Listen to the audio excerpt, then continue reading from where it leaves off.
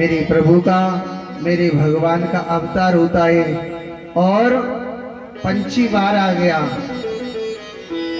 7 दिन की कथा उस तोता ने ही सुनी थी।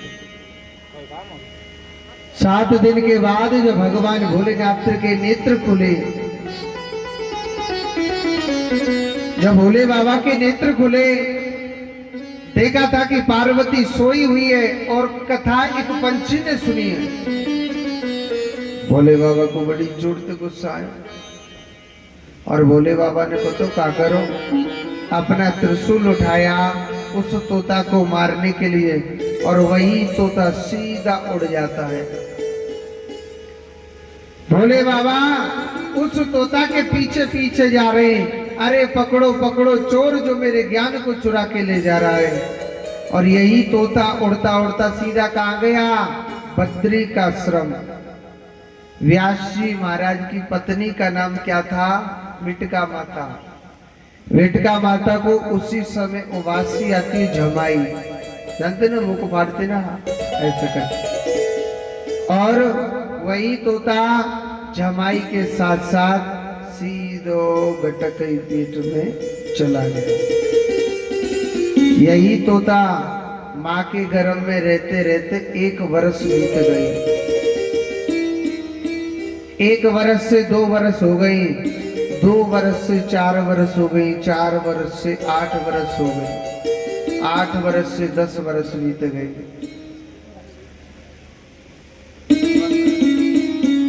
कहते हैं कि सबसे बड़ा जो नरक होता है वो माता के गर्भ के अंदर होता है।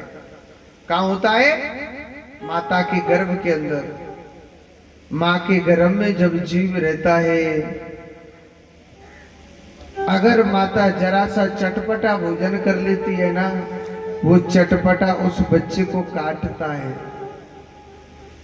वो जीव बड़ा बड़ा चिल्लाता है, बड़ा बड़ा भजन करता है, हे गोपाल, हे कन्हैया, हे माधव, आप मेरी रक्षा कीजिए प्रभु, ये चटपटा काट रहा है। माता के गर्भ में जब बच्चा होता है, माता गरम दूध पीती है या गरम चाय पीती है, वो गरम उस बच्चे को जलाता है। माता अगर खाना नहीं खाती है तो बच्चा भूखा पड़ा पड़ा रोता है, और अगर माता ने ज्यादा भोजन किया तो सांस लेने में बड़ा बड़ा कष्ट होता है बच्चे को। सबसे बड़ा नरक माँ के गर्भ में होता है। और सुनो, सुखदेव जी महाराज कैसे संत हैं जिनको माँ के गर्भ में रहते रहते 10 वर्ष बीत गए, मगर भगवान से एक ही प्रार्थना करें, हे गोपाल, हे कन्हैया, आप मुझे इस नरक से बाहर मत निकालना। स्वयं भगवान विष्णु दर्शन देते हैं और श्री सुखदेव जी महाराज ने बड़ी सुंदर स्तुति करी। नारायण भगवान ने, चतुर्भुज रूपधारी भगवान ने गर्भ में ही सुखदेव जी को दर्शन दिया। बोलिए नारायण भगवान की जय। कितनी सुंदर स्तुति करी कि सशंक चक्रम सकिरीट कुंडलम सपीत वस्त्रम सरसीरुक्षणम संगार वृक्ष स्थल कोस्तु भक्ष्यामि नमामि विष्णु शिरसा चतुर्भुजं। जिस भगवान के हाथ में शंख चक्र पद्म गदा लगे वो कितना सुंदर लग रहा है। भगवान के गले में वैजंती माला है, भगवान के घुंघराले घुंघराले बाल हैं। मेरे प्रभु के नाम पीले वस्त्र, सपीत वस्त्रम। मेरा प्रभु इतना सुंदर है कि मेरे प्रभु के जैसा सुंदर कोई भी नहीं है। एक बात बोलो, एक बार जो मेरे नारायण को देख लेता है ना, वो दुनिया में किसी को भी नहीं देखेगा। मेरा नारायण तो इतना सुंदर है कि मेरे नारायण का दीवाना हो जाता है।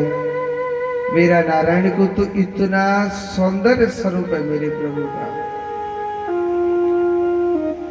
भगवान कहने लगे कि हे सुखदेव, आप अपनी माँ के गर्भ से बाहर क्यों नहीं जाना चाहते? तो बड़ी सुंदर बात कही महाराज कि विपदो ने विपदा संपदो ने संपदा विपत्त नारायण विस्मृति शंभु नारायण स्मृति। वास्तव में विपत्ति को कभी विपत्ति नहीं कहते और संपत्ति को कभी संपत्ति नहीं कहते। सबसे बड़ी विपत्ति तो यही है कि हम भगवान को भूल जाते हैं। संपत्ति सबसे बड़ी यही है कि जो कृष्ण का भजन करता है वो दुनिया में नाम रोशन करके जाता है। सबसे बड़ी संपत्ति कमाई। पैसे को तो कितना भी कमा लो, कितने आए कितने आते, रोज कितने जा रहे कीड़े मकोड़ों की तरह, मगर कृष्ण नाम की जिसने संपत्ति कमाई है वो दुनिया में नाम रोशन करके गया है। अरे मैं वेद की बात नहीं कह रहा, आपकी प्रत्यक्ष बता दूं, एक दो कथाएं प्रत्यक्ष बता दूं। राम सुखदास जी महाराज को तो दुनिया जानती कि नहीं जानती है? राम सुखदास जी महाराज को क्यों हर आदमी याद करता है कि महाराज राम सुखदास जी बड़े अच्छे संत थे? क्यों? उनके बाद सुंदर गाड़ी थी क्या? कछु ना हो, एक वैन गाड़ी थी टूटी सी, मैं बताता हूं। मगर राम सुखदास जी महाराज को हर मनुष्य हर प्राणी याद करता है। क्या उनके पास सुंदर वस्त्र थे? कछु ने दो जोड़ी कपड़ा रखते थे, एक जोड़ी पहनते थे और एक जोड़ी सुखा देते थे। फिर भी हर आदमी राम सुखदास जी महाराज, राम सुखदास। अरे उन पे ज्यादा पैसा था क्या? नहीं। क्यों दुनिया उसे याद करती है? क्योंकि उन्होंने कृष्ण नाम की दौलत कमाई। उन्हें इस माया से प्रेम नहीं था, मेरे माधव से प्रेम था। और एक बात बोलो, जो मेरे माधव से प्रेम करता है ना, सच्चा प्रेम करता है, वो दुनिया में नाम रोशन करके जाता है, चाहे वो कोई भी क्यों ना हो। मेरे कृष्ण के न जाने कितने दीवाने हुए और न जाने कितने होते हैं। जो कृष्ण का दीवाना होता है उनको हर हर हर प्राणी याद करता है, हर प्राणी याद करता है। कृष्ण दीवानों को हर जीव हर प्राणी याद करता है, मगर माया के मत वालों को कोई नहीं करता है। कितने आए कितने चले गए, कितने आते हैं कितने जा रहे हैं। हाँ, मगर कृष्ण दीवानों से दुनिया प्यार करती है। आज देखो सुखदेव जी महाराज भगवान से कहने लगे कि हे प्रभु, अगर मैं धरती पर आ गया, आपकी माया मुझे पकड़ लेगी महाराज, मैं नहीं जाना चाहता हूं। मगर भगवान ने वचन दिया, हे सुखदेव, हमारी माया आपको न बिल्कुल नहीं पकड़ेगी। आप जाओ ना, आपको हमारी माया नहीं पकड़ेगी। तो इन्हीं सुखदेव जी महाराज का 12 वर्ष पूर्ण होते ही इनका दर्शन यानी जन्म हुआ था। तो बड़ी सुंदर स्तुति है कि यम प्रवजंतु मनुपेतुम अपेत कृत्यम द्वैपायनो विरह कातर आज आव पुत्रेति तन्मतया तरवो अवने दुस्तम सर्वभूत हृदय मुनि मानतो अस्मि। क्या कहती है स्तुति? स्तुति क्या करें कि यम प्रवजंतु मनपेतम अपेत कृत्यम द्वैपायनो विरेकातर अजु आप पुत्रेति तन्मते आतर्वो अवन दुस्तम सर्वभूत हृदय मुनि मानतो अस्मि।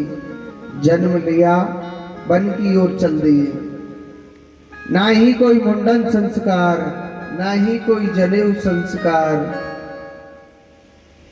पिता पीछे पीछे दौड़ा दौड़ा जा रहा है, अरे बेटा मेरी बात सुनो।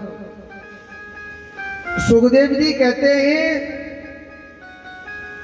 कि ऋषि मुनियों की एक कहावत है कि कबीरा जब हम पैदा भये, ध्यान से सुनना, कि कबीरा जब हम पैदा भये और जग हंसा हमरो। कबीरा जब हम पैदा भये जग हंसा हम रोए। दुनिया वाले पूछने लगे, लाला भैया फलाने के घर में का भयो है? मान की लाला भयो है। अच्छो हाँ, तो दुनिया बड़ी खुश हो रही थी, भैया बड़ो भाग्यशाली है,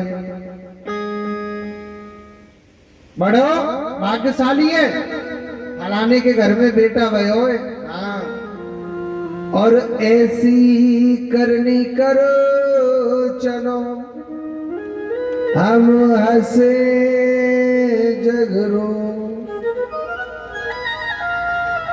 ऐसी करनी क्या है? ऐसी करनी है भगवान का भजन।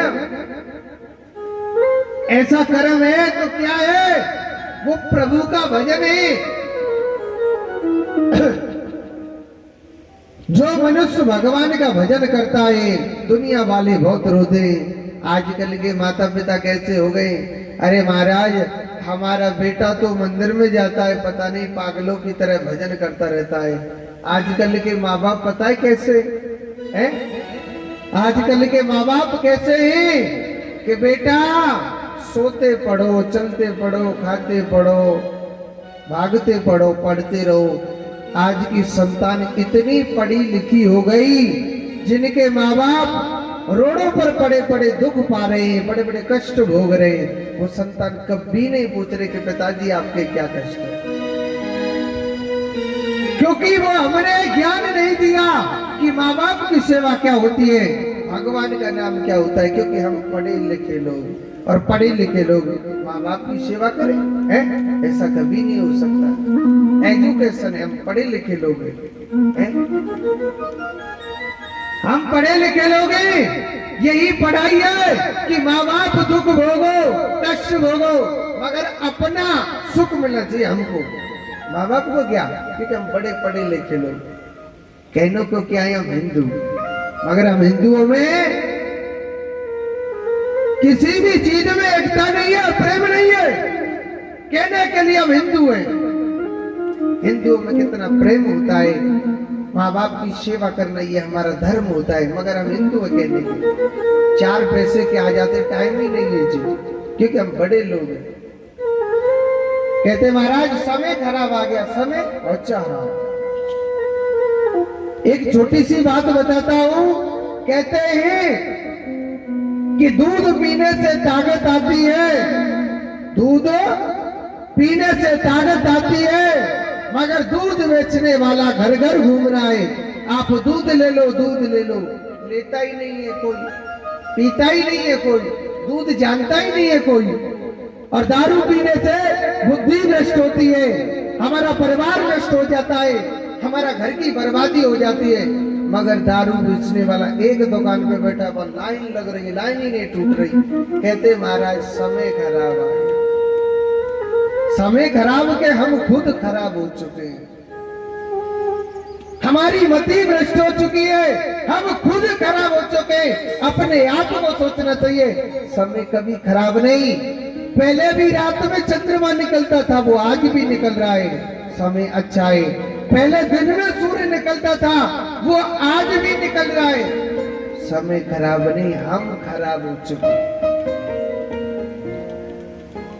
आज यहाँ कोई नाचने का प्रोग्राम होता, लेडीज नाचने का, इतनी भीड़ लग जाती, हम लोग कहेंगे हाय राम, हमको नहीं पता, नहीं हम 3 दिन पहले आ जाते यहाँ पर, मगर भजन के लिए, भागवत कथा के लिए, राम के नाम के लिए हर आदमी कहता हमसे तो पूछा ही नहीं, क्योंकि तू बहुत तगड़ा भगवान है भाई, उससे पूछो, उससे आज्ञा लेके आओ कि यहाँ भागवत कथा हो रही है, आप आओगे कि नहीं।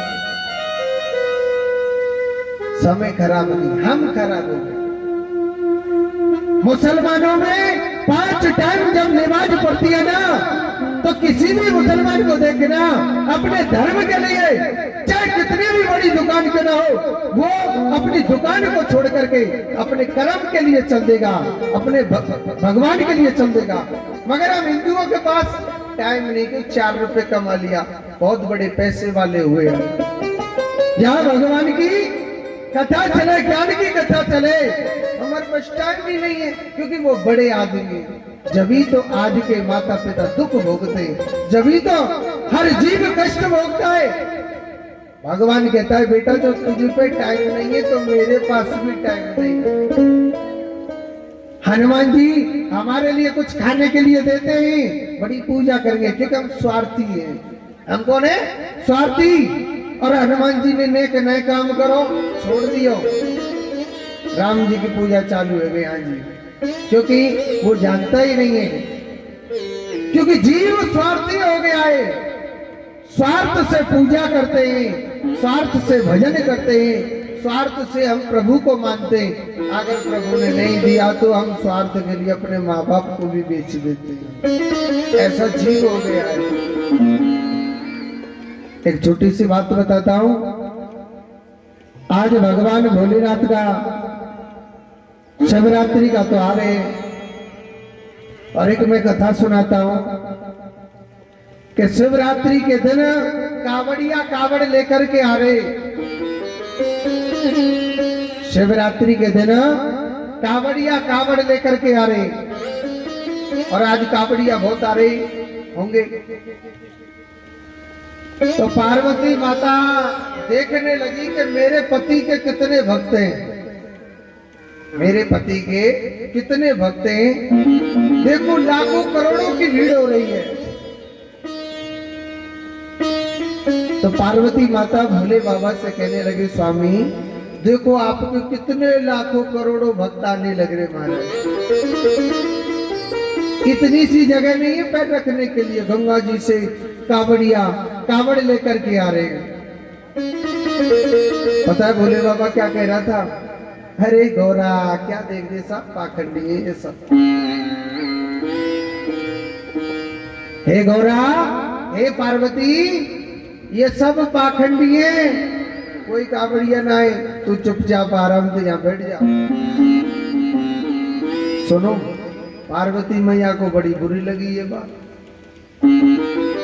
पार्वती माता कहने लगी महाराज ये कितने अच्छे भक्त हैं, पैरों में छाले पड़ रहे हैं, खून निकल रहा है, मगर चल रहे हैं भगवान के लिए। और भगवान ने कितनी गंदी बात बोली कि ये तो पाखंडी है, सब आ रही है। पार्वती माता को अच्छी नहीं लगी। पार्वती माता को अच्छी नहीं लगी ये बात दादाजी को। तो पार्वती माता को ये बात अच्छी नहीं लगी थी। तो जब पार्वती माता को ये बात अच्छी नहीं लगी कि महाराज ये आपने अच्छी नहीं बात बोली कि ये सब पाखंडी है, कौन कहता है कि ये सब पाखंडी है? भोले बाबा कहने लगा मैं कहता हूँ ये पाखंडी, मगर पार्वती माता कहने लगी नहीं महाराज ये पाखंडी नहीं, ये सब लोग भगवान के भक्त हैं, और आप अपने भक्तों को ऐसे नहीं भेज सकते हो महाराज। उन्होंने कहा चलो ठीक है,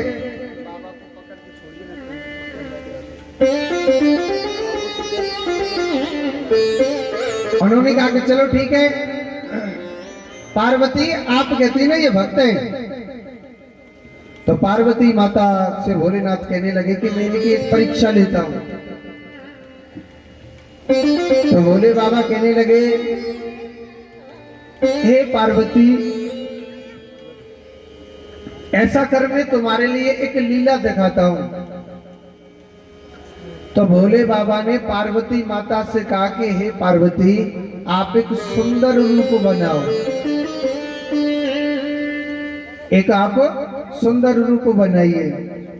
तो पार्वती माता, क्योंकि भगवान है और वो साक्षात महामाया है, पार्वती माता ने अपना सुंदर रूप बना दिया, 16 श्रृंगार कर रखे, बड़ा सुंदर रूप है। और भोले बाबा ने बताओ क्या किया, अपना कोड़ी का रूप बना लिया। काय को? कोड़ी का रूप धारण कर लिया। इतने अपने शरीर से भगवान भोलेनाथ ने बदबू निकाली कि कोई भी वहां नहीं बैठे।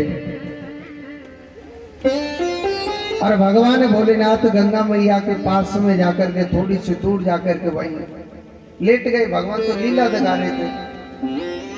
तो पार्वती माता सबसे कहने लगी, जो गंगा स्नान करने के लिए जा रहा है, जो कावड़ लेकर के जा रहा है, कहने लगे कि भैया अगर कोई मेरे पति को अपने कंधे पर रख करके जो गंगा जी में स्नान करा दे तो मेरे पति का कोढ़ दूर हो जाएगा। कोढ़ जानते हो ना? तो कोढ़ दूर हो जाएगा अगर मेरे पति को कोई स्नान करा दे। पता है सब लोग क्या कहने लगे, हे सुंदरी, आप कितनी सुंदर हो और किस कोड़ी के पीछे रहते हो, मलुकों में आए बहुत बुरो है जी, अगर तू हमारे संग चलेगी तो बढ़िया रानी बना देंगे। कोई कह रहा है महारानी बना देंगे, कोई कह रहा है जगदम्बा बना देंगे, कोई कह रहा है ये बना देंगे, वो बना देंगे। पार्वती माता को तो बहुत बुरी लग रही है बात, मगर भगवान तो लीला दिखा रहे। सुबह से दोपहर हो गई, लाखों मनुष्य निकल गए, मगर कोई भी भगवान शंकर को, पार्वती माता के पति को कोई भी गंगा स्नान नहीं करा रहा। दोपहर से शाम हो गई और सुनो, शाम से रात्रि का समय हो गया। पार्वती माता बहुत दुखी हो गई कि महाराज ये लाखों की कैसी भीड़ है, इन लाखों मनुष्यों में से ऐसा कोई भी मनुष्य नहीं आया कि जो आपको गंगा जी के स्नान करा दे। भोले बाबा कह रहे भाई गोरा चिंता का ही करे, रात ही तो भैया, अब भाई आगे देखा जा। एक हमारे बबलू पंडित जी जैसे ब्राह्मण आ रहे हैं लोटा लेके, नहीं वो ब्राह्मण भगवान का भक्त था, नित्य प्रतिदिन गंगा स्नान करने के लिए जाता। तो जब ब्राह्मण लोटा लेकर के जा रहा गंगा मैया में स्नान करने के लिए, तो गौरा मैया वहीं बैठी थी चिंता में, सोच रही ये भी यही बात है, देखो मेरे संग चल चल तो रानी बना दूंगा। ब्राह्मण कहने लगा गौरा मैया से कि हे देवी आप कौन हो? और बहन आप यहाँ पर गंगा जी के पास में आप यहाँ बैठी हुई है क्यों, क्या बात है? उन्होंने क्या कि भैया आपको क्या बताऊं, मेरे पति को कोढ़ हो चुका है और कोई मेरे पति को उठा के अपने कंधे पर जो गंगा जी में स्नान करा देगा तो मेरे पति का कोढ़ दूर हो जाएगा। ब्राह्मण कहने लगा कि बहन आप चिंता मत करो, मैं अभी करता हूँ ये काम।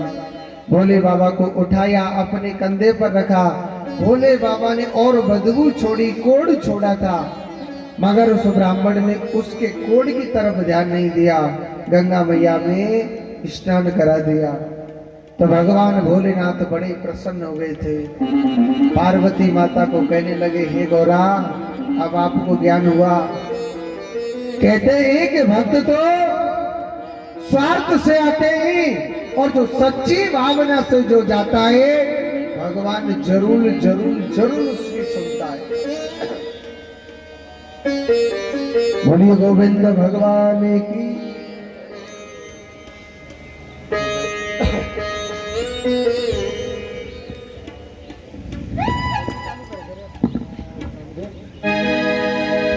मुक्ति का कोई तू जतन कर ले,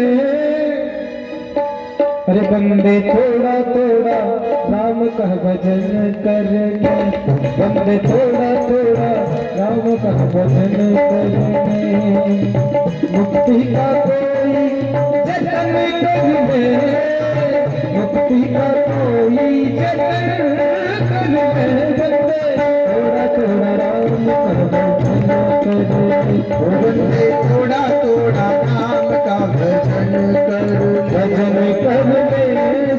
संग कर ले भजन कर ले कीर्तन कर ले रोज थोड़ा थोड़ा अरे भक्त थोड़ा थोड़ा प्रभु का भजन कर ले रोज थोड़ा थोड़ा हरि का भजन करो।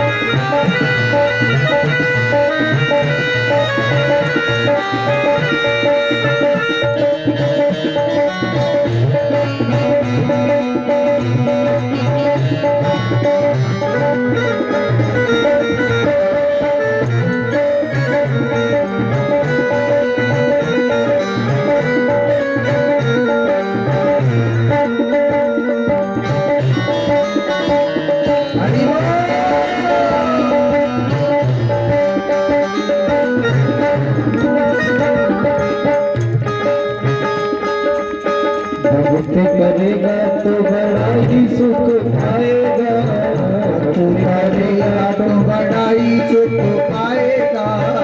भक्ति करेगा तो बड़ा ही सुख पाएगा भक्ति करेगा तो बड़ा ही सुख पाएगा भक्ति से आत्मा का मैल छूट जाएगा भक्ति से आत्मा का मैल छूट जाएगा आत्मा के साथ साथ तन कर ले आत्मा के साथ साथ तन कर ले करते थोड़ा थोड़ा रोज थोड़ा थोड़ा राम का भजन कर ले थोड़ा थोड़ा राम का भजन कर ले।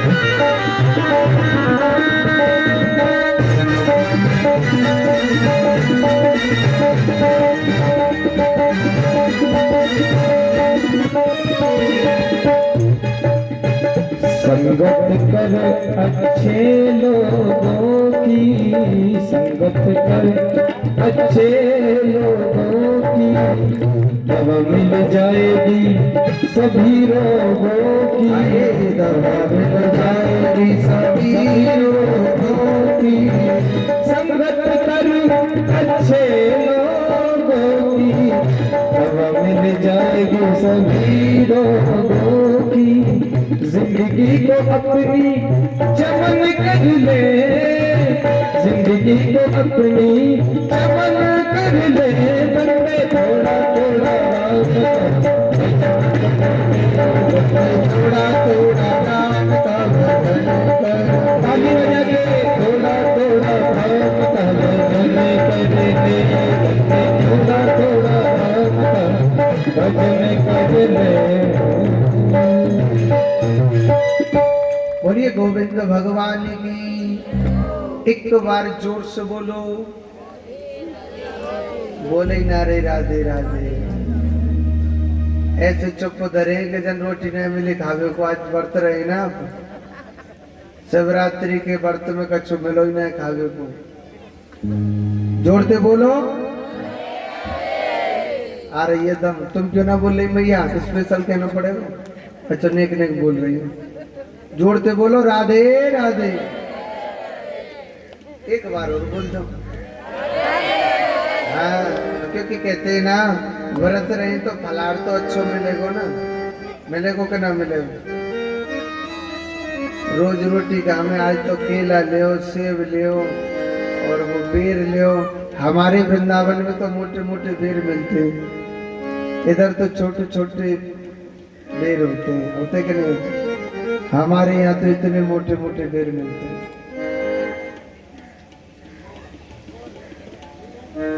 बूढ़ी मैया बेर के नाम पर चुप सी पड़ गई है। कच बेर मिले ही ना देखे खावे को। बरत रही है मैया ना रही है। तो जोड़ दे बोलो राधे राधे। तो आज देखो यही सुखदेव जी महाराज सीधे चल दिए भजन करने के लिए। पिता चिल्लाने लग रहे, अरे बेटा सुनो सुनो सुनो, मगर उसने बिल्कुल नहीं सुना। वो तो सिर्फ गोविंद का नाम का पागल था। और एक छोटी सी बात बोलो, इस दुनिया में सब पागल है। इस दुनिया में सब पागल हैं। पागलों की कुछ पंक्ति कहिए ना कि कोई पागल है धन दौलत का, कोई पागल बेटा नारी का, और सच्चा पागल वो पागल है कौन? जो पागल है मेरे बाके बिहारी का। कोई पागल है कि मेरे पास कितना मकान है बड़ा सुंदर, मेरे पास कितना बड़ा बंगला है। कोई पागल हो रहा है कि मेरी पत्नी बड़ी सुंदर है। कोई पागल हो रहा है मेरा बेटा बड़ा सुंदर है। और सच्चा पागल वो पागल है जो पागल है मेरे बाके बिहारी का। वास्तव में जो कृष्ण नाम का पागल होता है, दुनिया तो उसे पागल कहती है, मगर वो पागल दुनिया में नाम रोशन करके जाता है। कोई भी क्यों ना हो, वो पागल संसार में दुनिया में हर जगह वो नाम करके जाता है। यही सुखदेव जी महाराज सोनकादि 88 ऋषियों के पास गए, बड़ी सुंदर स्तुति करी। महाराज आप हमारे मध्य में पधारे, बहुत सौभाग्य की बात है। इनके जो प्रिय श्रोता बनते हैं, ये कौन थे? श्री परीक्षित जी महाराज। पांडु के पुत्र होते अर्जुन, अर्जुन के पुत्र हुए अभिमन्यु, अभिमन्यु के पुत्र होते हैं राजा परीक्षित। परीक्षित जी महाराज का बड़ा सुंदर राजपाट था। एक ही घाट पर शेर बकरी पानी पिया करते थे। मगर इन पर क्या होता है, एक ऋषि का अपमान हो गया था।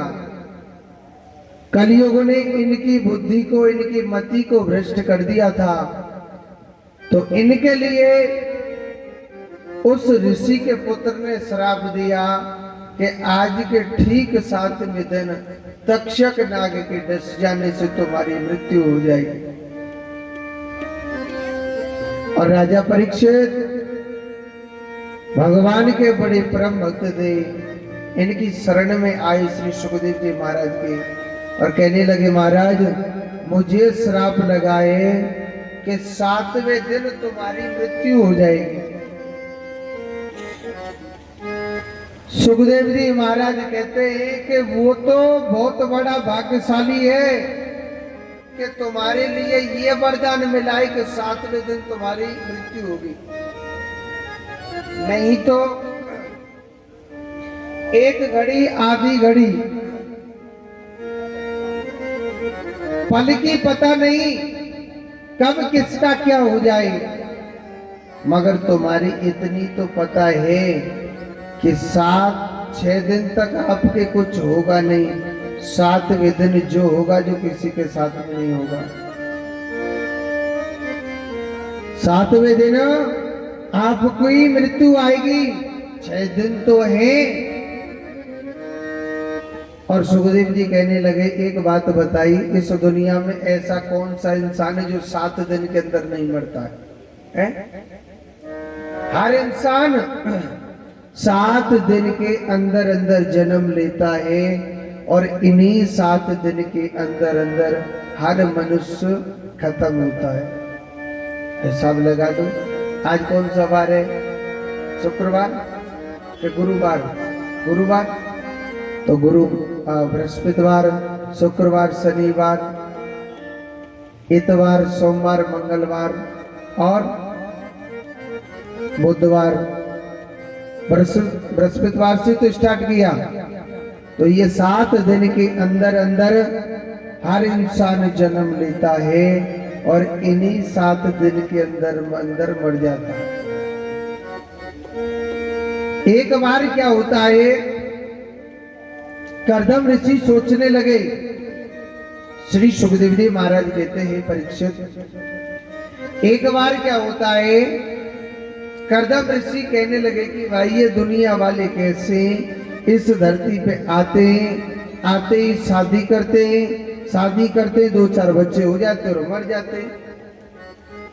इनको इस माया में क्या मिला? इस माया को देखने के लिए कर्दम ऋषि ने क्या किया, बड़ी कठोर तपस्या करी। तो तपस्या करी, भगवान से वरदान। अब माया को देखने के लिए इन्होंने तपस्या करी, तो शादी करने के लिए तपस्या करना चालू कर दिया। भगवान बड़े प्रसन्न हो गए, कहने लगे मांगो। उन्होंने कहा कि महाराज नहीं, मैंने तो आपका ऐसे ही भजन किया। उन्होंने कही कि ऐसे तो भजन नहीं किया, आपने भजन किया था शादी के लिए। मैंने शादी की बात कर ली। मनु महाराज की 3 बेटियां, देवहूति, आकुति और प्रसूति। तो देवहूति माता का विवाह कर्दम ऋषि के साथ में कर दिया जाएगा। कर्दम ऋषि कहने लगा है, महाराज मैं शादी तो कर लूंगा, मगर मेरी एक प्रतिज्ञा है। क्या? कि मेरी प्रतिज्ञा है कि महाराज मेरा जो बेटा बन के आओगे वो आपको ही आना पड़ेगा। भगवान कह रहे ठीक है भाई, आप कहते तो आएंगे जरूर लोग। उन्होंने कहा महाराज मेरी एक और प्रतिज्ञा है। बोले क्या? कि जब मेरा एक बेटा हो गया ना, तो मैं महाराज अपने घर गृहस्थी को छोड़ करके, गृहस्थ जीवन को छोड़ करके मैं चला जाऊंगा। मंजूर है तो बताइए, शादी करूं, नहीं तो मैं नहीं करूंगा। भगवान कहने लगे ठीक है, आप चिंता न करें, आप शादी कीजिए। कर्दम ऋषि भगवान के बड़े परम भक्त थे। कर्दम ऋषि ने देवहूति माता के साथ में विवाह कर लिया। विवाह जब कर लिया था तो अपनी पत्नी को लेकर के अपनी कुटिया में जा रहे थे। अपनी